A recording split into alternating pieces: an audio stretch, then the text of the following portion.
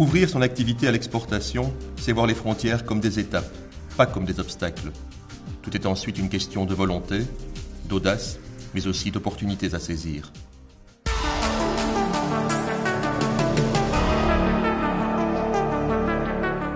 Je suis professeur à la faculté des sciences agronomiques de Jean Blou, maintenant Jean Blou Agrobiotech ULG, et nous avons décidé il y a une vingtaine d'années de créer une société, THT, qui développe des micro-organismes. Ces micro-organismes ont été réalisés grâce à des programmes de la région wallonne, programme FIRST, arrêté 123, subventions, qui nous ont permis de créer une gamme de 24 à 26 micro-organismes différents. Ces micro-organismes intéressent principalement les nutraceutiques, c'est-à-dire entre la pharmacie et l'alimentaire, comme probiotiques, comme le fameux mot que l'on entend un petit peu partout maintenant.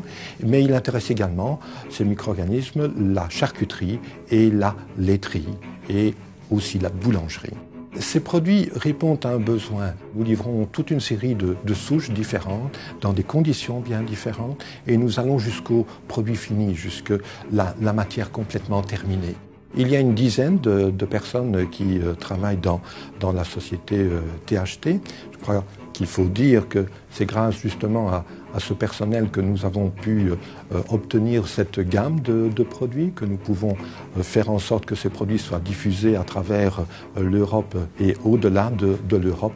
Leur dévouement dans une PME est une chose excessivement importante.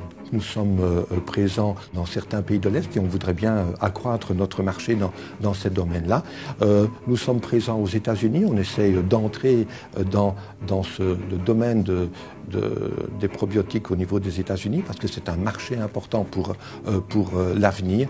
Et l'Asie nous intéresse également pour son développement laitier.